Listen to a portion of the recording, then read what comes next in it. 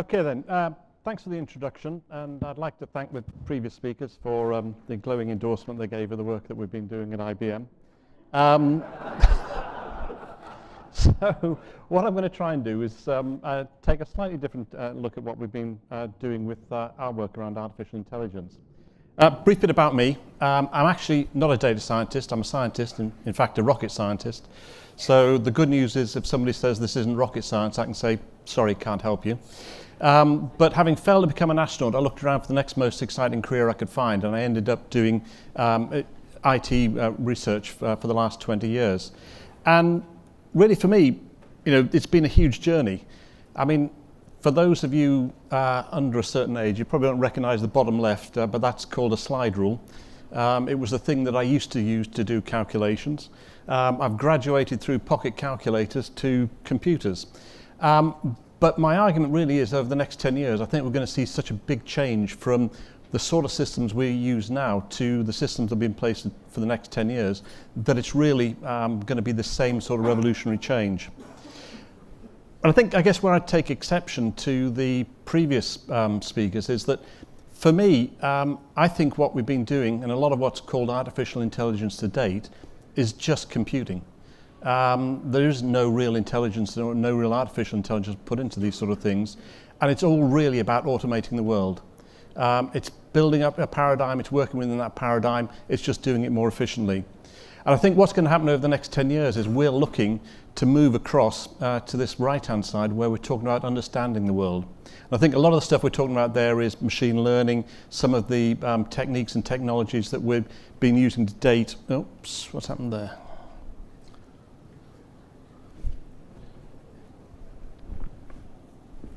For some reason, my system didn't like that.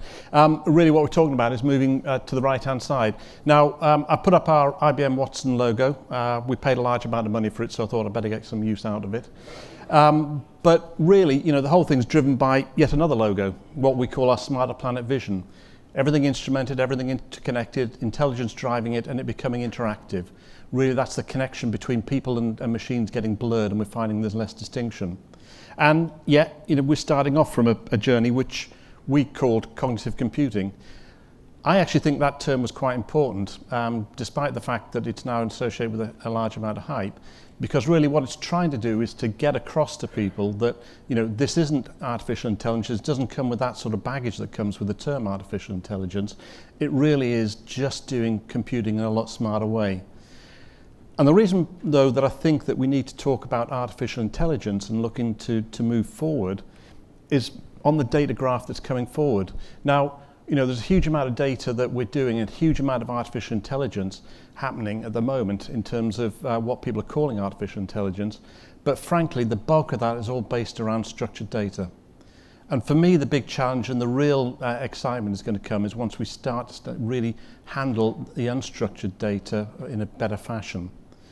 So that's really what I'd like to talk about going forward, because, like I say, if we start with the term artificial intelligence, we get the usual man on the street. If you ask them what artificial intelligence is, it's all about computers taking over the world.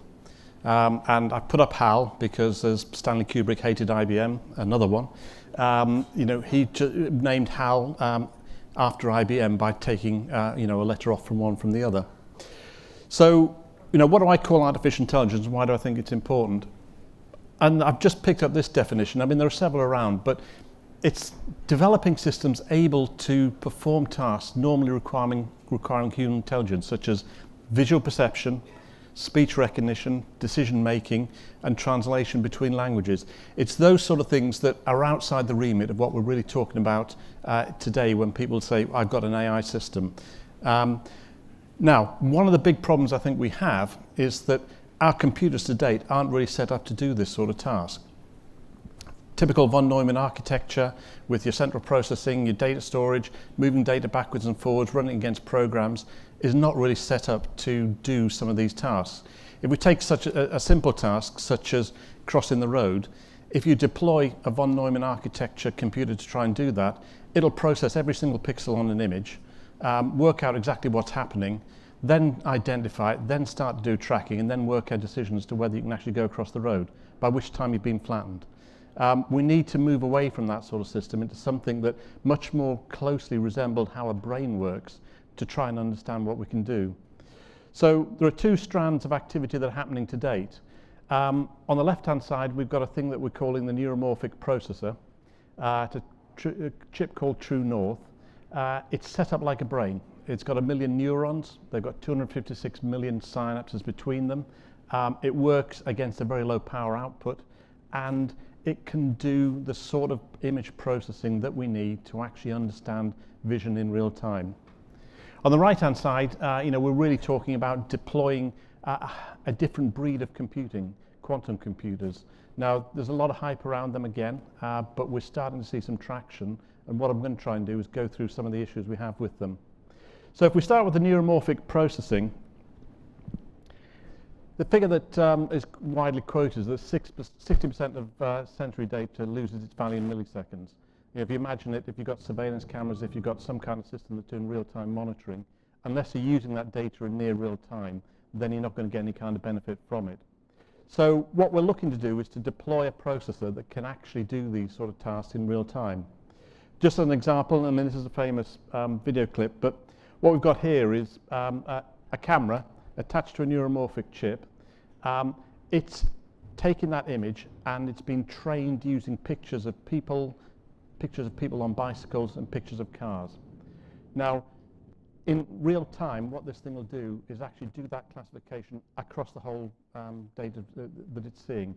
It's not actually doing the same sort of thing that a traditional computer do, which is to process the image, do the image recognition across the whole image, and pick things up. This has actually been trained to look at things on a frame-by-frame basis.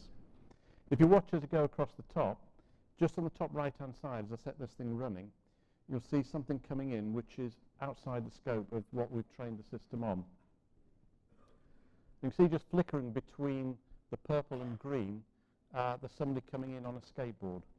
Now, I say we taught it people, we taught it people on bikes, and we taught it cars. And really what that's highlighting is that this system's now saying, I've got a real problem, I don't understand this thing, and the uncertainty is coming up. And what we're able to do then is to build a learning algorithm into that, which will actually classify this as a new object, and then try and work out, what to call this thing. So over time, it'll build up a world model using things that it's actually been picking up.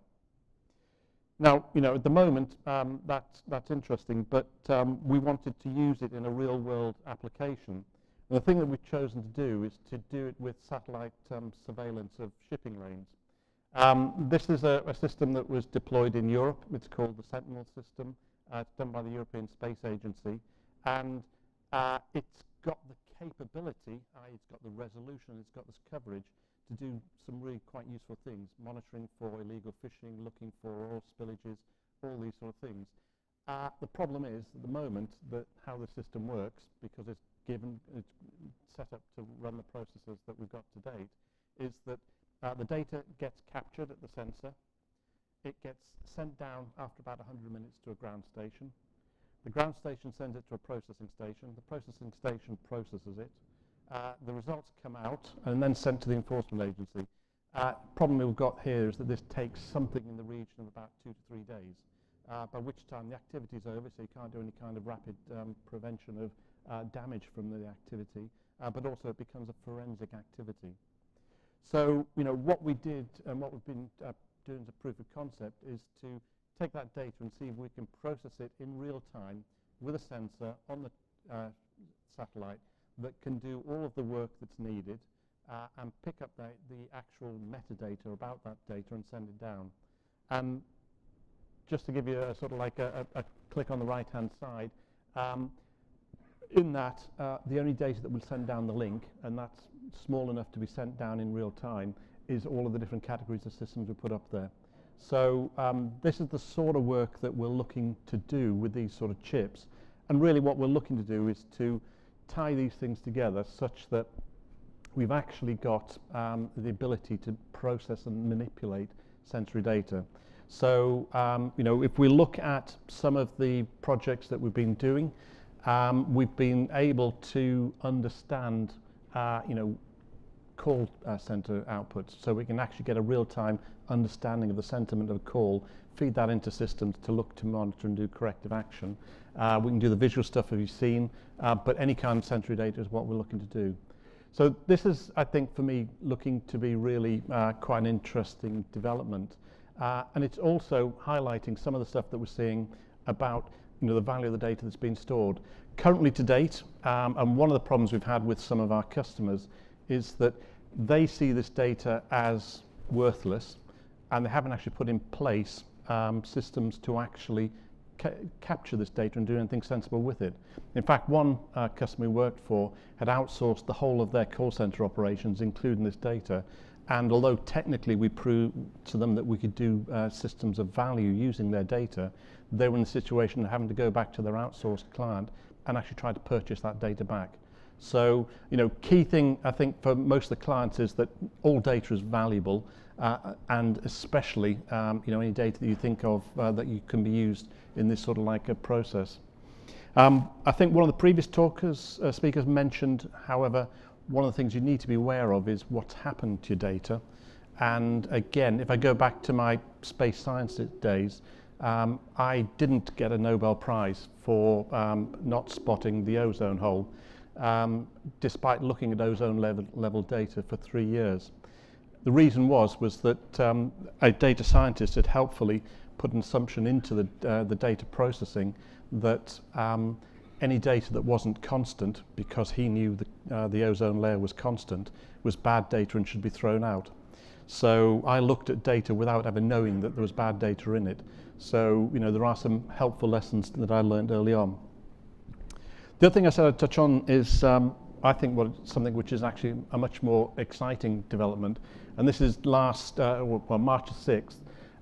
We've announced that we are going to make available a quantum computer that you can go into over the internet, over the cloud, and actually start to do some real programming using a quantum computer. Now, people sometimes wonder, why are we so fussed about quantum computing? It's just another computer. The reason is that it brings us into a region where we can do processing that we never thought possible, and also gives us a huge increase in processing power. Standard computer uses bits that are zeros and ones. Quantum computer uses bits where you can assign any kind of value to it, and that means that there's a huge increase in scaling as you start to put these things together. Typically, if you go in figures of sort of like tens of qubits onto a system, so that's 30 and upwards, you're talking about replicating the amount of processing power we have in the world to date. Now, these sort of things, I say, are clearly interesting, but one of the things that we've identified is that this is very different. This is very different from standard programming, and what we need to do is bring up a programming development ecosystem around it to actually understand what's going on. So one of the big reasons that we're looking at is to understand how we can increase the developer community and bring forward some of these things. There are some, again, health warnings with quantum computing. Everybody focuses on the number of qubits that you've got in a system. That's one dimension which is really important, but the biggest dimension is the one associated with the errors that get associated with each individual qubit. Ideally, a qubit system works perfectly when it's completely isolated from the rest of the universe. That's not very feasible, so that introduces errors into the processing. So one of the things that we need to do, not only increase the number of qubits, is to drop the error rates to a point where it starts to become a really useful tool. So typically, I say, people will say, well, just add more qubits. If you've got high error rates, actually that's not doing any good. So we're looking to actually tie together a combination of a low error rate qubit with a large number. We've committed, in terms of the announcements made, to getting these sort of systems rolled out and available. Like I said, it's not the silver bullet to solve all problems. There are some things that are going to be completely inefficient on a quantum computer. So there's no point in doing video streaming or anything like that. It's not going to get faster. It's actually going to get probably slower than standard systems, because every time you start doing measurements, you start to conflict the qubits and you actually lose the information that's stored. So easy problems with classic computing are going to be ones that you're going to still continue to use, standard computers, but there will be some ones that are opened up, and particularly in the field of AI, some of the machine learning and some of the other elements that you'd need to do to build a truly efficient artificial intelligence system are going to be really important. Like I said, one of the things I think that's important is that this system is being made freely available. I've put up the web link that you can go to. You can just log on, get the developer kit and start to work on this thing now. And it is complete open access to the system that's in there. And that's something I think that we're hoping is going to be really important and will be a useful to the community. So one of the things I did, again, was looking back in the past. We're really early days with this quantum computing, but I did think it was quite interesting to see that the connection between the classical computers in the 40s, what they looked like and what quantum computers look like now is fairly similar. And I think we're going to see the same sort of increases in performance over time as these things go on. So I'd much rather switch over to questions. So I'm going to finish a few minutes ahead of my time. I know, which is always good for a chairman, but I've got a couple of things I just wanted to give you. It's a health warning. What I've given you is a few forecasts, and really I always go back to my rocket sciences days and give you a quote by Niels Bohr, one of the famous astrophysicists. So prediction is difficult, especially about the future. And with that, I'll hand over for any questions. Thank you, Doc. Great. Great talk. Is the neuromorphic in the vision, is that available for people in the room through either Bluemix or Watson Services? Are there elements of it currently or planned? There is a simulator that you can use. The chips are very specialized. Currently, I think there's about 100 of them have been built, and most of them have been given out to universities. And there is a sort of like a quid pro quo that you need to go through a fairly intensive training setup to do it, but it works typically off a spiking algorithm to understand how things are going.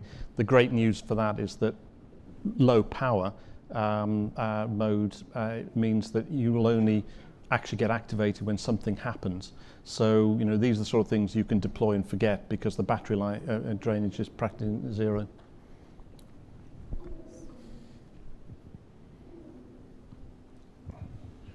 So at the risk of a Schrodinger's cat reference, can you tell us a bit more about how you're approaching decreasing the error rate as far as the quantum computing side? I think a lot of it is, it's basically to try and keep the system stable. And it's one of the things we're seeing is that these systems lose lock, if you like, for want of a better term, quite quickly.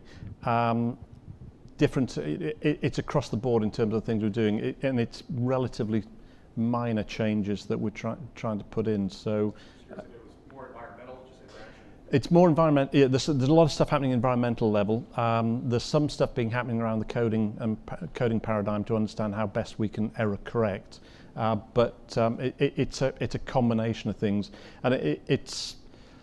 I guess in some respects we're sort of hoping that there's going to be a similar sort of Moore's law that we're going to get with quantum computers. There's going to be with standard ones, such that we can start to make improvements over the 18-month time scale, doubling the performance and things like that. So that's the goal that's been set, I think. Yep. Could you please share some secrets with us about IBM Watson? What kind of machine learning does it use? The easiest way to do it actually is to go onto the internet. A lot of the algorithms have been pushed out there, are into the public domain. So if you're going through the either the IBM Watson site or simple searching mechanism, bring in most of the stuff that's in there. Most of the things it's a combination is the problem. There's no one set.